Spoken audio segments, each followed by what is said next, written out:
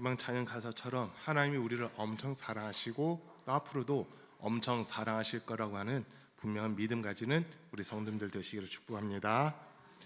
오늘도 함께 주 앞에서 예배드리는 우리 모든 성도님들 삶 속에 주님이 주시는 신령한 은혜와 은사와 능력과 권능이 늘 충만할 수 있기를 간절히 축복합니다. 지난 몇 주 동안 우리가 들었던 말씀들, 이렇게 큰 주제들을 한번 먼저 생각해 보시면요, 우리가 왜 시리즈가 끝나고 나서 제일 처음 들었던 말씀이 나는 죄인입니다라고 하는 그 말씀을 들었습니다.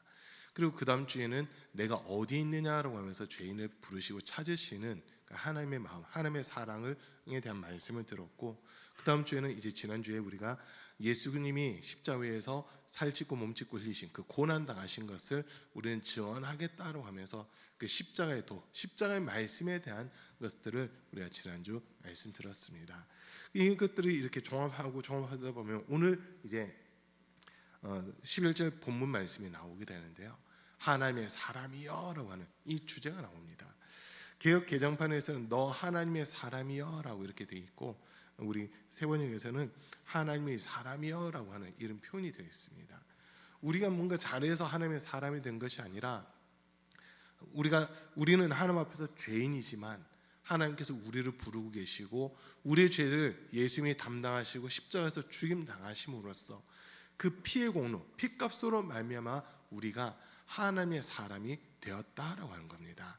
이 부분을 우리가 확실하게 인정하는 그 믿음을 가지셔야 되는데, 여러분 스스로 어떻게 하나님의 사람이다라고 하는 것을 인정하십니까? 내가 뭔가를 했기 때문에 하나님의 사람이 아니라 하나님께서 우리를 불러주시고 예수 그리스도에게 우리의 모든 죄를 담당시키시면서 그 피의 공로로 우리를 값주고 사셨기 때문에 우리는 하나님의 사람이 되었다라고 하는 겁니다. 그러면 오늘 본문을 중심으로 해서 하나님의 사람들은 어떤 삶을 살아야 될 것인가라고 하는 것을 우리가 잠깐 동안 말씀을 나누며 함께 은혜 받는 그런 시간을 가지고자 합니다. 오늘 우리가 읽은 본문 중 12절 말씀을 먼저 보시면, 믿음의 선한 싸움을 싸우십시오, 영생을 얻으십시오 라고 하는 이 두 가지 전제가 우리에게 주어지고 있습니다. 하나님의 사람들이 반드시 해야 될 것은 믿음의 선한 싸움을 싸워 나가야 된다고 하는 겁니다. 우리가 믿음을 지킨다고 하는 것은 그냥 교회만 다니면 믿음 지키는 것이 아니라 세상과 싸워야 되고 하나님의 말씀과 반대되는 것들과 싸워 나가야 되는 그 모습이 있어야 된다고 하는 겁니다. 지금 세상은 점점 더 악해져 가고 있고 불의가 가득한 그런 세상 속에서 우리가 살아가고 있는데, 이 속에서 믿음을 끝까지 지킨다라고 하는 것은 사실 쉬운 일은 아닙니다. 우리 눈을 들어서 동서남북 사방을 바라보면 우리가 믿음을 견고하게 할 수 있는 요소보다는 믿음을 저해하고 믿음을 쓰러뜨리고 믿음의 자리에서 우리를 돌아서게끔 하려는 그런 요소가 훨씬 많이 있다는 것을 보게 됩니다. 특별히 사람들의 생활이 점점 편한 것을 쫓아가다 보니까 그 편한 것을 쫓아가기 시작하면서 사람들이 신앙생활도 나태해지고 게을러지는 이런 모습들이 많이 나타나게 되거든요. 예전에는 우리 성도님들이 처음 신앙생활하고 처음 은혜 받고 했을 때는 하루가 멀다고 교회 와서 기도하고 찬양하고 전도하는 그런 삶을 살았을 거예요. 그런데 어느 순간부터인가 바쁘다는 이유로 또는 힘들다는 이유로 기도의 자리가 무너지고 예배드리는 자리가 무너지고 말씀 있는 자리가 무너지고 전도하는 자리가 무너져가는 그런 모습들이 분명 있었을 거라는 겁니다. 그럼에도 불구하고 우리가 이 땅에서 믿음을 지키기 위해서는 믿음의 선한 싸움을 싸워 나가야 된다고 하는 겁니다. 로마서 8장에서 보면 육신의 생각은 사망이고 영의 생각은 생명과 평안이다라고 하는 이 말씀을 주세요. 육신으로는 하나님 기쁘시게 할 수 없고 오직 영으로만 하나님을 기쁘시게 할 수 있다라고 하는 이런 말씀들을 우리에게 주시는데, 믿음을 지켜나간다고 하는 것은 우리가 육신의 생각대로 사는 것이 아니라 영의 생각을 쫓아가면서 영적인 일들을 감당해 나가는 모습들, 그게 바로 믿음의 선한 싸움을 싸워가는 모습이다라고 하는 겁니다. 에베소서 6장에서도 보면 우리의 씨름은 혈과 육을 상대하는 것이 아니요 권세와 정사와 세상의 어둠의 주관자들과 하늘 위에 악의 영들을 상대합니다라고 하는 이 말씀을 주십니다. 우리의 싸움의 대상은 눈에 보이는 존재가 아니라 눈에 보이지 않는 영적인 존재들이라는 거거든요. 마귀는 지금도 어떻게 하면 성도들을 미혹하고 성도들을 믿음의 자리에서 떨어뜨릴 것인가를 가지고 의논하고 회의를 한다는 거예요. 그 마귀가 귀신들에게 어떻게 하면 이 성도들을 믿음의 자리에서 떨어뜨릴 수 있을 거냐 질문을 했을 때 첫 번째 귀신이 그런 대답을 해요. 사람들에게 고통을 주면 됩니다. 예수 믿으면 핍박하고 박해를 해서 그들이 이 핍박과 박해를 견디지 못하고 믿음의 자리에서 떨어뜨리게 하면 됩니다라고 하는 그런 이야기를 합니다. 그래, 그럼 한번 해봐라라고 했거든요. 그래서 초대교회 때 예수 믿는다는 이유 때문에 그 십자가에서 처형당하거나 사자의 밥이 되거나 온갖 고통을 당하는 이런 일들이 있었어요.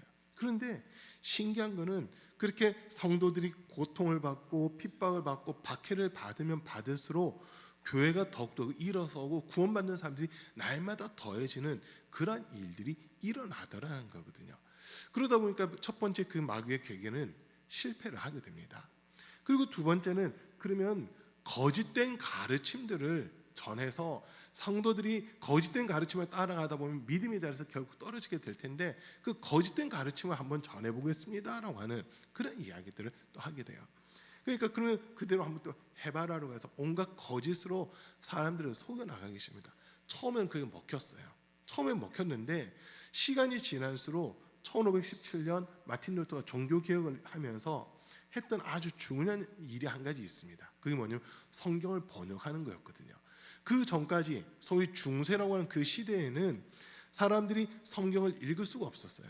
히브리어 원어로 되어 있든지 헬라어 원어로 되어 있든지 아니면 라틴어로 이렇게 되어 있다 보니까 우리말도 아닌 성경을 읽는 것이 아니라 사제들이 말씀을 전할 때 라틴어로 읽고 그냥 자기들 마음대로 해석하다 보니까 거짓된 가르침들이 처음에 있었거든요. 그런데 마틴 루터가 종교개혁을 일으키고 나서 이제 성경을 번역하다 보니까 성경을 번역하고 성경이 일반인들에게도 퍼져나가기 시작하면서 사람들이 성경을 읽어가면서 하나님의 말씀이 이거였구나, 하나님 뜻이 이거였구나라고 하면서 진리를 찾아가기 시작한 이 모습이 됐다는 거예요. 꽤 오랜 시간 동안은 마귀 이 두 번째 계략이 성공하는 듯 했지만 결국 마틴 루터 종교개혁 이후에 실패로 끝나게 되는 그런 모습들이 있었습니다. 자, 그리고 그러니까 이제 이 마귀 대장이 고민을 하다가 이걸 어떻게 해야 될까?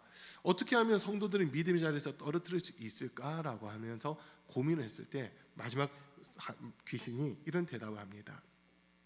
사람들에게 교회 가라고 하고 신앙생활을 하라고 하고 말씀도 읽고 기도도 하라고 하십시오. 그러나 오늘 말고 다음에 하라고 점점 미루게끔 하는 그 전략을 펼치기 시작합니다. 그 전략이 지금까지 어느 정도 성공을 하고 있다는 거거든요. 지금도 마귀는 우리에게 생각을 집어넣어요. 교회 가야 되는데, 예배 드려야 되는데, 성경 읽어야 되는데, 기도해야 되는데, 전도해야 되는데, 그런데 오늘 말고 내일부터 하지. 비슷한 말이 있잖아요. 다이어트는 항상 내일부터라고요. 살 빼고자 결단을 해서 그 순간부터 시작을 해야 되는데 내일부터 다이어트 할 거니까 오늘은 맛있는 거 실컷 먹자로 하거든요. 내일 되보세요. 시작 못합니다. 마귀는 지금 그런 계략으로 성도들을 믿음의 자리에서 떨어뜨리려고 하는 그 계략을 지금 펼치고 있다고 하는 겁니다.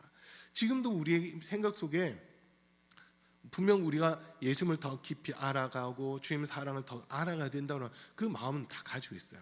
그런데 언제부터냐? 내일부터 하라고 하는 이런 마음들이 올라온다는 거거든요. 이것과 우리가 싸워 나가야 되는 겁니다. 게으른 생각, 게으른 행동, 게으른 습관들과 싸워 나가면서 기도하는 것도 습관적으로 해야 돼요. 습관을 쫓아서 기도의 자리를 지켜나가고 습관을 쫓아서 말씀 읽는 자리를 지켜나가고 습관을 쫓아서 예배드리는 자리를 쫓아나가야 된다라고 하는 겁니다.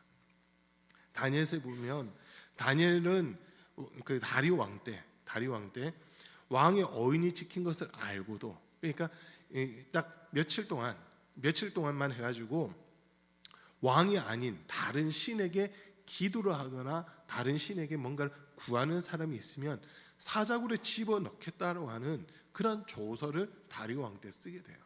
그리고 그것에 대해서 왕이 인준을 했다고 하면서 왕이 그 반지를 그거를 딱 찍게 되거든요. 도장을 찍은 거예요.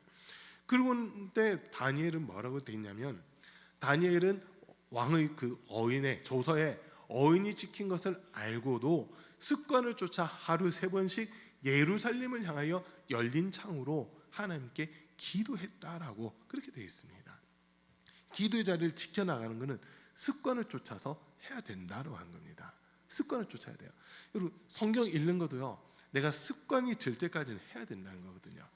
사람들이 그런 이야기합니다. 습관은 제2의 천성이다라고 하는 그 이야기를 하잖아요. 우리가 타고난 성격, 성품이 있어요. 그런데 또 나 스스로가 노력하고 훈련해서 만들어가는 그런 성품들도 있다는 거거든요. 근데 그것이 습관이라고 하는 거예요.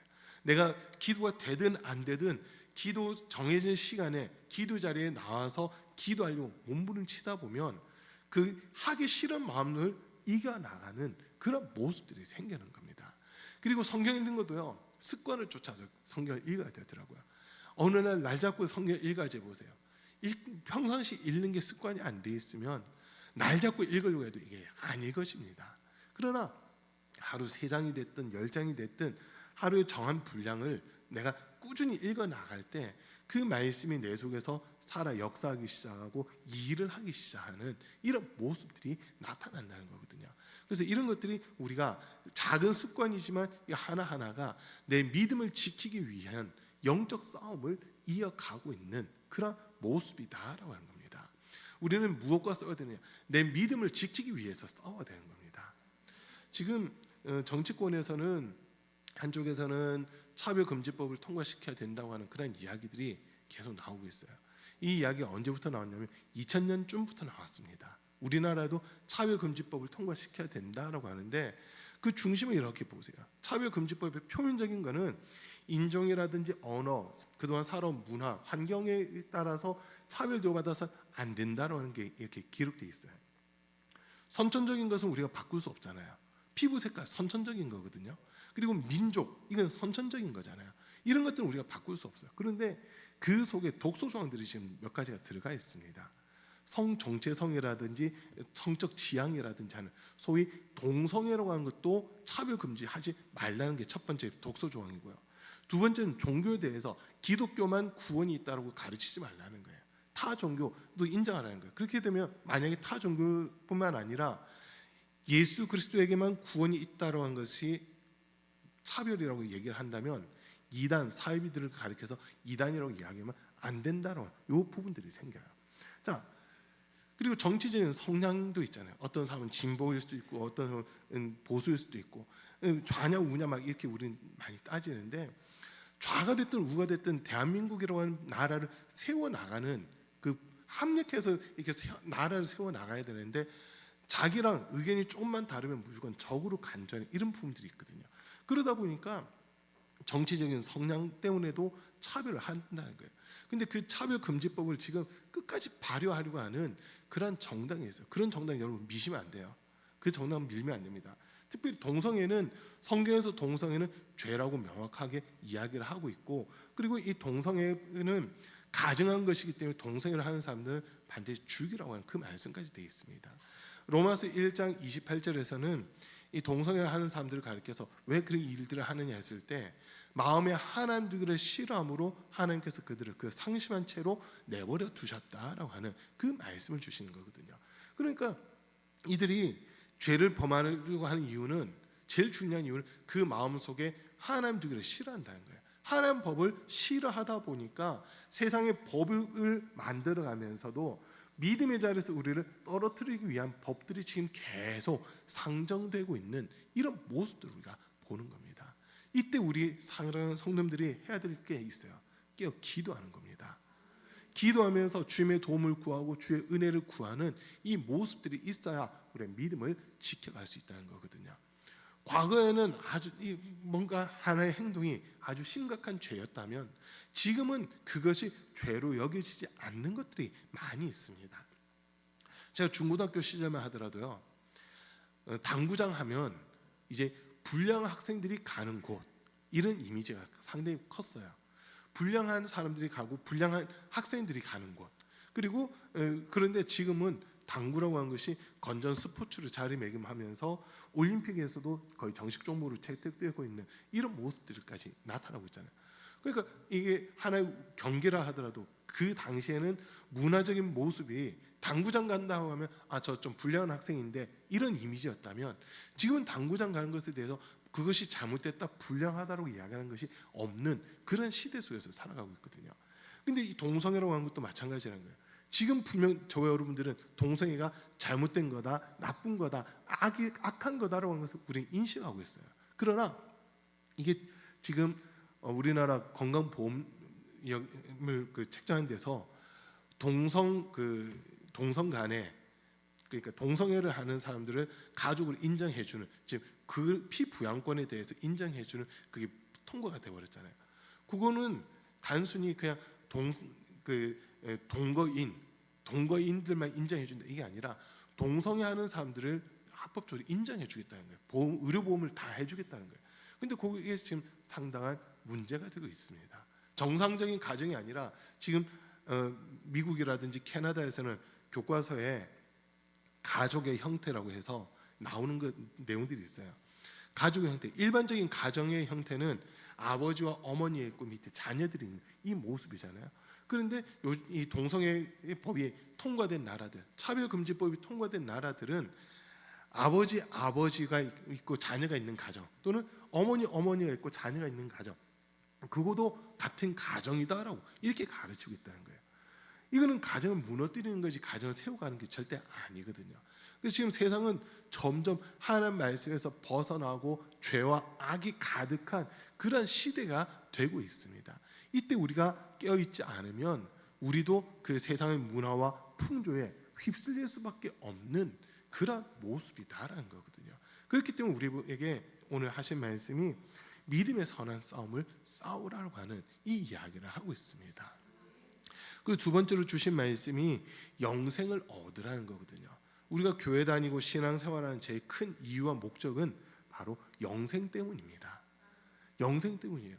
단순히 마음의 위로를 얻고자, 뭔가 종교의 힘을 빌어서 마음의 평안을 얻고자 한다, 그게 아니라 우리가 신앙생활하고 믿음 생활하는 제일 큰 이유는 영생을 얻기 위함입니다.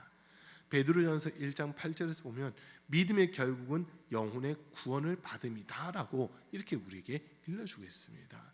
믿음의 결국은 영혼이 구원받는 거라는 거예요. 저와 여러분들의 영혼이 예수 그리스도의 피의 공로로 말미암아 구원받아 영원토록 주님과 함께하며 왕노릇하는 그러한 삶을 살아가는 것, 그거를 위해서 우리가 신앙생활을 해야 되는 겁니다. 우리가 교회 다니는 것도 왜 교회 다니냐 했을 때 영생을 얻기 위해서 우리는 교회 다니는 거예요. 예수 믿는 것도 영생을 얻기 위해서입니다. 히브리서 9장 27절에서는 한 번 죽는 것은 사람에게 정해진 것이고 그 이후에는 심판이 있으리니라고 하는 이 말씀을 우리에게 줍니다.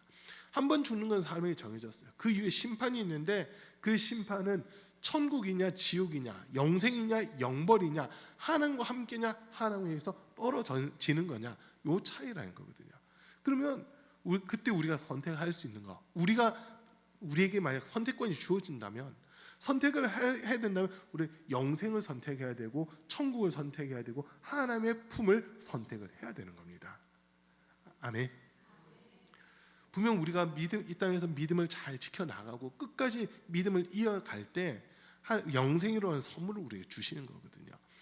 요한복음 3장 16절 말씀에서 하나님이 세상을 이처럼 사랑하사 독생자를 주셨으니 이는 그를 믿는 자마다 멸망치 않고 영생을 얻게 하려 하심이라.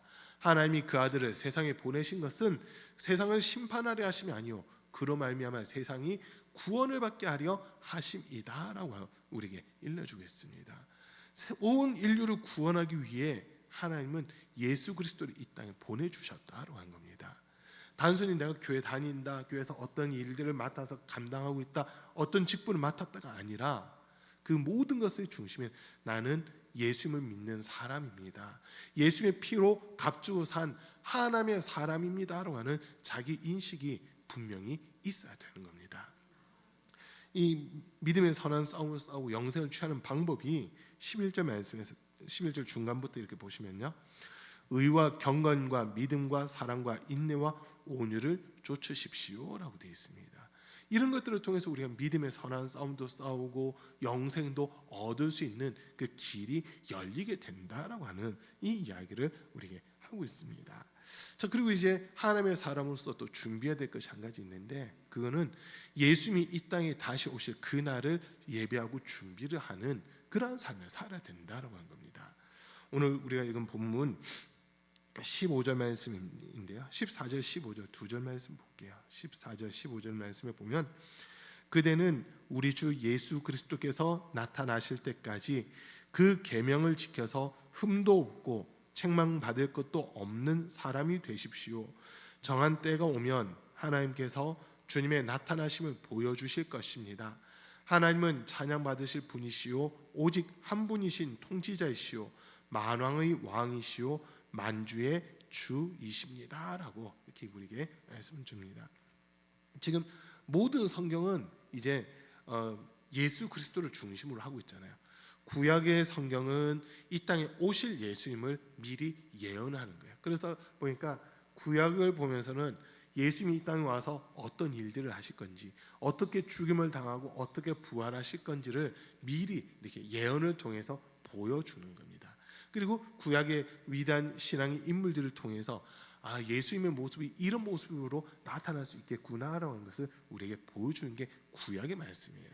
그리고 신약에서 복음서들, 마태, 마가, 누가, 요한복음은 이 땅에 오신 예수님에 대해서 말씀을 전하잖아요. 구약에 예언됐던 그 예수님이 실제 이 땅에 와서 이렇게 살아가셨다, 이런 삶을 사셨다라고 하는 것을 우리에게 보여주는 것이 신약에서 복음서 부분입니다. 그리고 사도행전부터 요한계시록까지는 예수님이 하늘로 승천하시고 이 땅에 다시 오실 때까지 성도들이 어떻게 살아가야 될 것인가를 중점적으로 가르쳐주고 있거든요. 그 중심은 예수님이 이 땅에 곧 오신다는 겁니다. 다시 오신다는 거예요. 이제 데살로니가 전후서 같은 데서는 예수님의 재림이 금방 임할 것처럼 그렇게 기록되어 있어요. 사도 바울의 초기 서신들은 예수님이 금방 다시 이 땅에 강림하실 것으로, 재림하실 것으로 보고 이렇게 글들이 기록되어 있는 반면, 바울의 후기 글들을 보면 그날은 언젠지 모르지만 반드시 예수님이 이 땅에 다시 오신다라고 하면서 내용이 조금 이렇게 연결되어 있는 그런 부분들이 나타납니다. 특별히 요한계시록을 말씀을 읽어보면 예수님이 이 땅에 나타나실 때, 이 땅에 다시 오실 때 이제 세상에 대하여 심판하는 과정들이 쭉 기록되어 있잖아요. 어떤 분들은 그런 이야기 하세요. 요한계시록 읽어보면 무섭다라고 하는 그 이야기를 많이들 하세요. 아마 우리 성도님들 중에도 요한계시록 그냥 표면적으로 읽어보면 진짜 무섭다라고 하는 느낌을 많이 받으실 수 있어요. 왜냐하면 계속 심판에 대한 내용들이 나오거든요. 그런데 요한계시록을 우리가 다시 자세히 읽어보세요. 구원받은 사람들과 구원받지 못한 사람을 나누고 있습니다. 구원받지 못하는 사람들은 그 모든 고통을 감당해야 되고 그 고통과 아픔들, 슬픔들을 겪어야 돼요. 그러나 첫째 부활에 참여한 사람들은 그런 재난이라든지 환란이 있기 전에 주님께서 먼저 데리고 가시는 그런 모습들도 돼 있거든요. 그리고 그런 환란이 있고 시험이 있다 하더라도 하나님이 지켜주시고 보호하시는 이런 모습들이 거기 기록되어 있는 겁니다. 그렇기 때문에 우리가 진짜 예수님을 믿고 구원받았다는 것이 확실하다면 요한계시록 읽으면서도요, 무서운 것이 아니라 이 땅에 남는 자들, 구원받지 못하고 이 땅에 남는 자들 이런 아픔을 겪는구나, 그들을 주님 앞으로 인도해 내야 되겠다, 이런 마음을 가지는 게 정상적인 마음이라는 거예요. 그러니까 나 혼자 구원받아야 되지가 아니라, 나 혼자 구원받으면 되지가 아니라 구원받지 못하는 사람들이 받는 고통이 이렇게 극에 달하는데 이 사람들 빨리 하루라도 빨리 예수님 영접하고 주님 앞으로 돌아와야 그 고통에서부터 면해질 건데, 고통이 면해지고 주님 품에 안길 수 있을 텐데라고 하는 이런 마음을 가져야 된다는 거거든요. 예수님이 이 땅에 다시 오시는데 언제 오실지는 아무도 몰라요.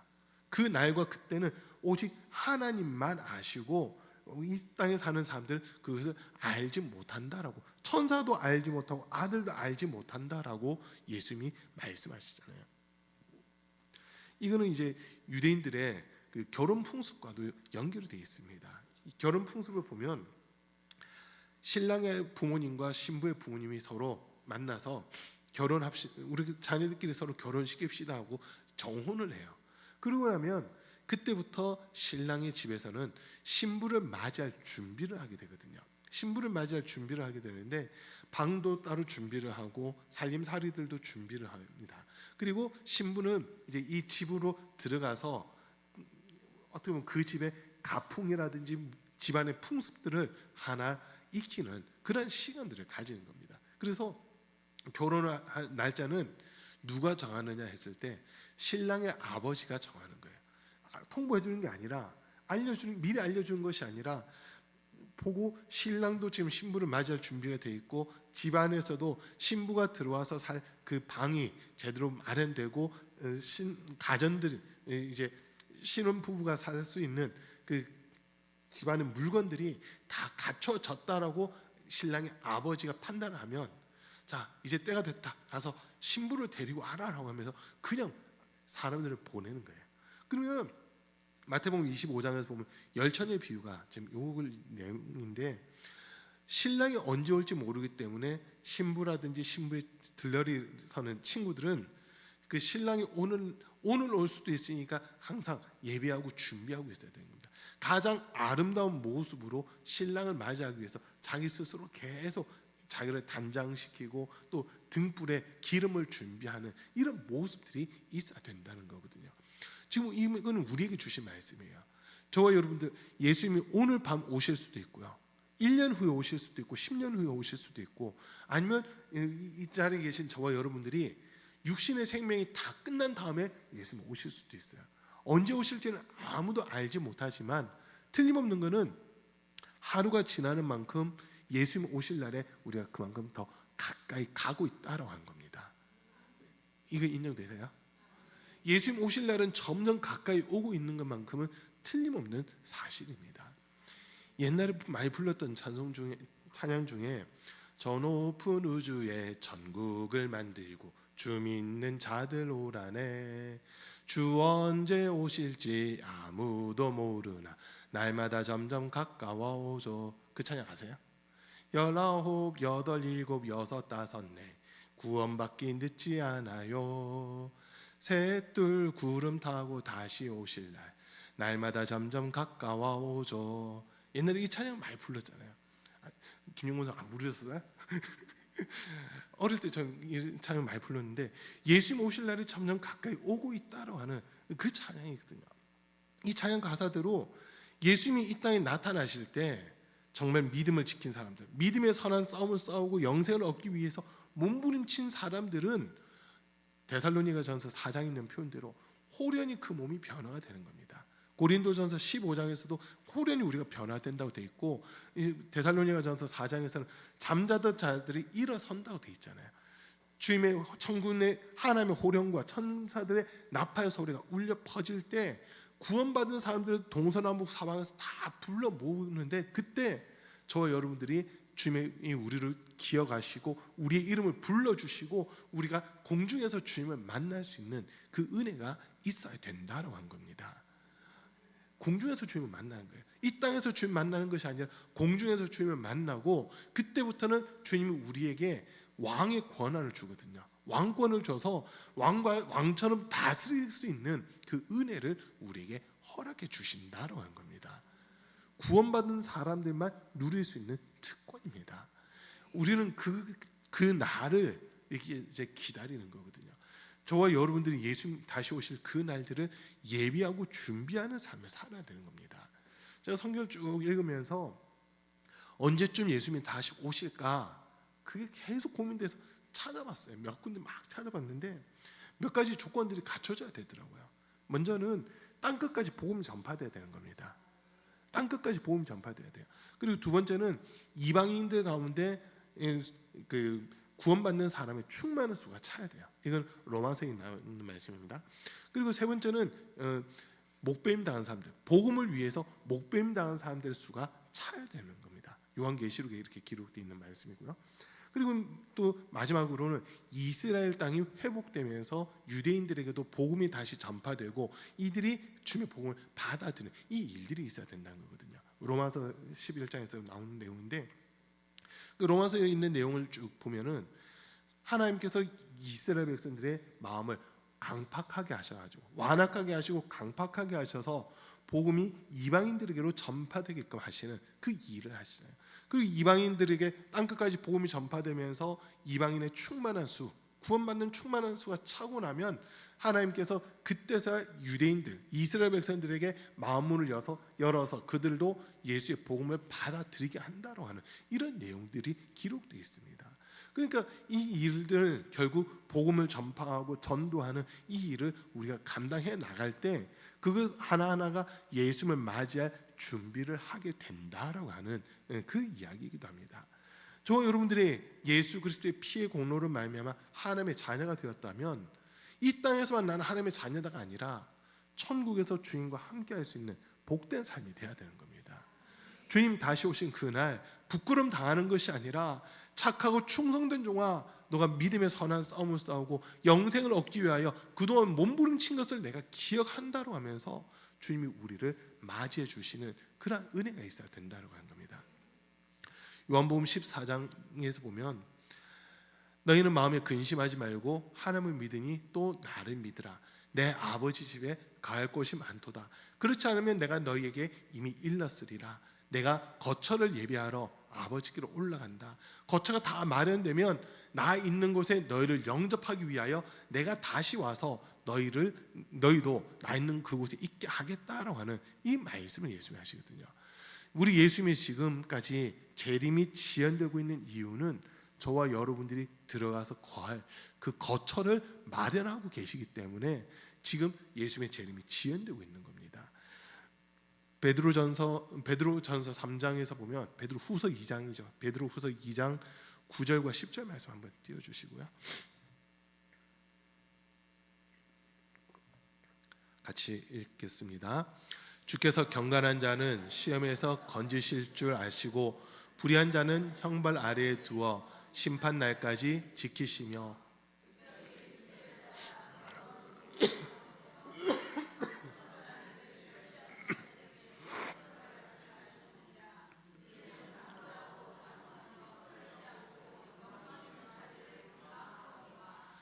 보세요. 지금 이게 육체를 따라 사는 사람들은 구원받지 못한다는 이런 내용들이 나와 있어요. 그리고 죄송해요.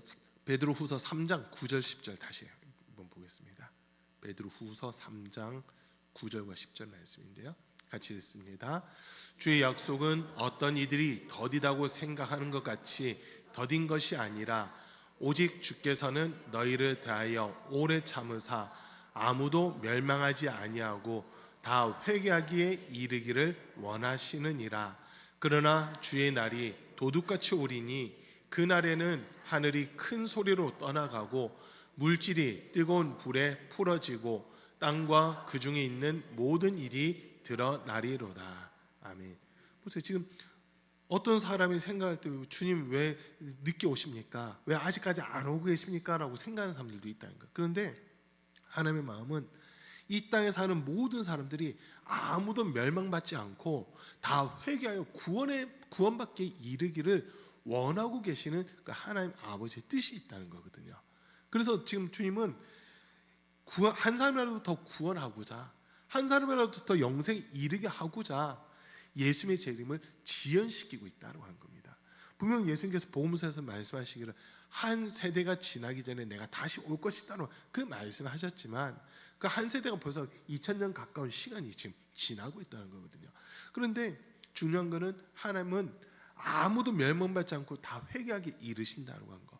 또 하나님의 마음은 모든 사람이 구원을 받고 진리를 아는 데까지 이르기를 원하시는 거. 이게 진짜 하나님 아버지의 마음이다라고 한 겁니다. 그러니까 저와 여러분들이 정말 하나님의 사람이라면 주님 다시 오실 그 길들을 우리가 예비하고 준비하는 그런 삶을 살아야 되는 겁니다. 먼저는 나 자신의 믿음을 지켜나가는 거예요. 나 자신의 믿음을 지켜나간 거고, 두 번째는 아직도 주님을 알지 못하는 이들에게 주의 사랑을 전하고 주의 복음을 전해서 한 사람이라도 더 주님 앞으로 돌아오게끔 하는 거, 이게 우리가 감당해야 되는 일이다라고 한 겁니다. 이렇게 할 때 주님 앞에 서는 날 주님께서는 아까 우리가 읽었던 본문 15절 끝부분에서 보면 이 우리 오직 한 분이신 통치자이시오 만왕의 왕이시오 만주의 주이십니다. 만왕의 왕이시고 만주의 주님이신 우리 예수님이 우리도 높여주시겠다라고 하는 그 이야기를 우리가 전하고 있습니다. 그래서 우리 사랑하는 성도님들, 우리는요 믿음의 선한 싸움 싸워 나가셔야 됩니다. 영생을 얻기 위해 몸부림치셔야 되는 겁니다.